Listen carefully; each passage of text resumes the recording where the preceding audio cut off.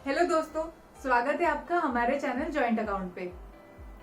तो दोस्तों, हमें अक्सर ये ख्याल आता है कि रिटायरमेंट में हम अपने खर्चे किस तरह से चलाएंगे और हमें कितने पैसों की जरूरत पड़ेगी।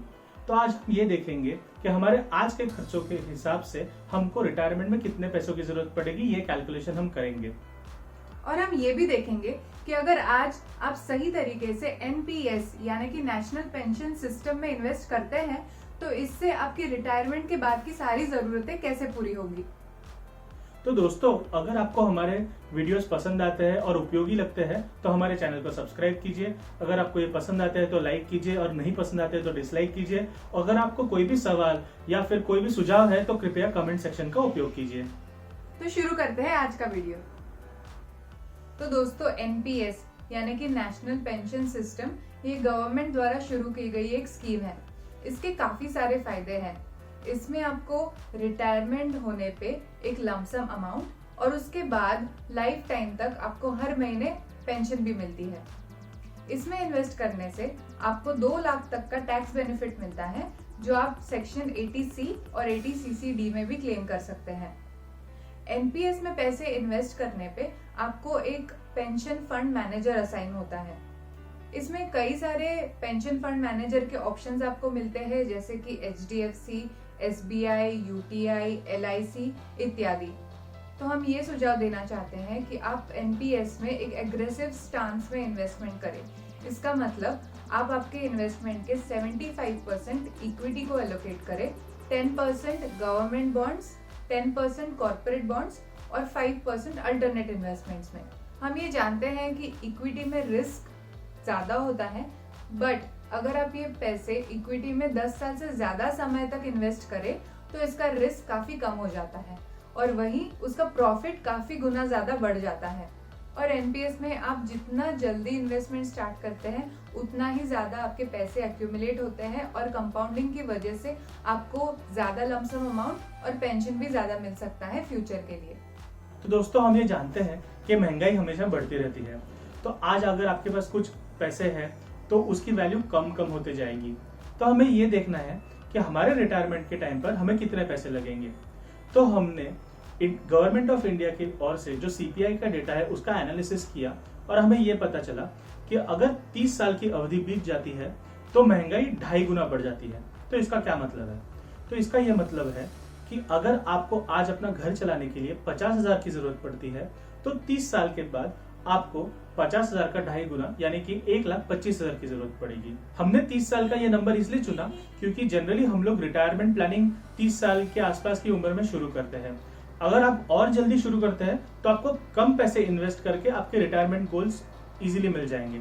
अगर आपने अभी भी रिटायरमेंट प्लानिंग शुरू नहीं की है और अगर आपकी उम्र 30 साल से ज्यादा है, 35, 40, 45, तो आपको काफी ज्यादा अमाउंट इन्वेस्ट करनी पड़ेगी आपके रिटायरमेंट गोल्स को पहुंचने के लिए। तो दोस्तों, अब हम ये देखेंगे कि आपके इन्वेस्टमेंट से आपको कितनी पेंशन मिलेगी आपके रिटायरमेंट पर और आपको कितना लमसम अमाउंट मिलेगा। तो इसके लिए मैं इस लिंक का उपयोग करूंगा और इसके ऊपर ये पेंशन कैलकुलेटर है। इस लिंक को मैंने डिस्क्रिप्शन में डाल दिया है आपके उपयोग के लिए। तो इस कैलकुलेटर में सबसे पहली चीज है एज, यानी कि आपकी उम्र। तो यहाँ पर हम अपनी उम्र डाल सकते हैं। फिर हम कितना इन्वेस्टमेंट महीने का करेंगे ये यहाँ पर हमें सिलेक्ट करना है। तो इस हिसाब से हमारी उम्र के हिसाब से हमारा कंट्रीब्यूशन ईयर्स ऑटो कैलकुलेट हो जाता है। तो जैसे कि हम जानते हैं कि 60 years is the retirement age India में। तो यहाँ पर 35 साल दिखा रहा है क्योंकि 25 साल की उम्र यहाँ पर सिलेक्टेड है। एक्सपेक्टेड रिटर्न ऑन इन्वेस्टमेंट, यानी कि आपके पैसे किस रेट ऑफ रिटर्न से बढ़ेंगे।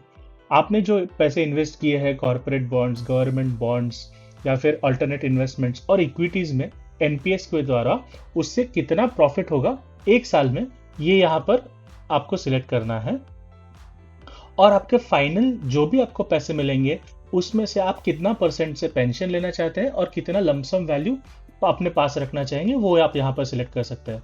तो मिनिमम यहाँ पर 40% है और मैक्सिमम आप 100% भी पूरा पेंशन ले सकते हैं। तो मैं इसको अभी 40% पे रखूंगा। और expected rate of annuity pension, यानी कि आपका जो पेंशन अमाउंट आप इन्वेस्ट कर रहे हैं, यानी कि यहाँ पर जो रेड सेक्शन में दिखाया गया है, इसका कितना % आपको एज ए पेंशन हर महीने मिलेगा। और यहाँ पर आपका मंथली पेंशन अमाउंट आपको दिखाया गया है और ये आपका लमसम अमाउंट है। तो हम अज्यूम करते हैं कि अगर आपकी उम्र 30 साल है और आपको अगर आपके अब महीने के खर्चे 50,000 है, तो हमने जैसे कि पहले देखा 30 साल बाद आपको इसका 2.5 गुना लगेगा आपके महीने के खर्चे पूरे करने के लिए, जो कि 1.25 लाख होता है। तो हम ये कोशिश करेंगे कि यहाँ पर आपको मंथली पेंशन 1.25 लाख की मिले। तो 1.25 लाख की पेंशन आने तक मैं स्लाइडर को आगे करूंगा, तो ये 1.25 लाख के काफी करीब है। तो इस हिसाब से मुझे महीने के 23,500 रुपए इन्वेस्ट करने पड़ेंगे 30 साल के लिए, तब मुझे 1.25 लाख की पेंशन मिलेगी और 3.25 करोड़ का एक लमसम पे आउट भी मिलेगा अपने रिटायरमेंट पर। बट 23,500 एक बड़ी अमाउंट है, यह हर कोई हर महीने इन्वेस्ट नहीं कर सकता। तो हमें इसका सोल्यूशन देखना है। तो इसका सोल्यूशन काफी सिंपल है। जब हम इक्विटी में ज्यादा पैसे इन्वेस्ट करेंगे, जो कि काफी हाई रिस्क वाला इन्वेस्टमेंट है, लेकिन 30 साल का इन्वेस्टमेंट होने की वजह से इसका रिस्क काफी कम हो जाएगा और इसका रेट ऑफ रिटर्न भी 10% नहीं रहेगा, काफी ज्यादा होगा। तो हम इस रेट ऑफ रिटर्न को अगर सिर्फ 12% भी कंसिडर करें तो हमारा पेंशन काफी बढ़ जाता है, जो कि 1,93,000 पर पहुंच गया। तो इसलिए मैं अभी अपने इन्वेस्टमेंट अमाउंट को कम कर रहा हूं। तो अब मैं तो अगर मैंने इन्वेस्टमेंट अमाउंट को सिर्फ 15,000 किया तो मुझे करीब करीब 1.25 लाख की पेंशन मिल रही है, सिर्फ 12% रेट ऑफ रिटर्न पर। और अगर हमारा लक अच्छा हुआ और मार्केट्स ने काफ़ी अच्छा परफॉर्म किया और हमें 15% से अगर रिटर्न मिले कुछ सालों के लिए, तो हमें और भी कम पैसे इन्वेस्ट करने पड़ेंगे हमारे पेंशन के लिए। तो जैसा कि हम देख सकते हैं, कोई फिक्स्ड अमाउंट नहीं है। जैसा मार्केट परफॉर्मेंस रहेगा उस हिसाब से हमें हमारे पेंशन अमाउंट्स मिलेंगे। लेकिन क्योंकि हम ये इन्वेस्टमेंट 30 साल के लिए कर रहे हैं, इसलिए हमारा एक्सपेक्टेड रिटर्न ऑफ इन्वेस्टमेंट काफ़ी अच्छा ही रहेगा, इसकी काफ़ी हद तक गारंटी है। तो दोस्तों, हम ये उम्मीद करते हैं कि ये कैलकुलेटर आप यूज़ करके आपका एनपीएस का इन्वेस्टमेंट अमाउंट आप डिसाइड कर पाएंगे और आपको काफ़ी मदद होगी आपके रिटायरमेंट प्लानिंग में।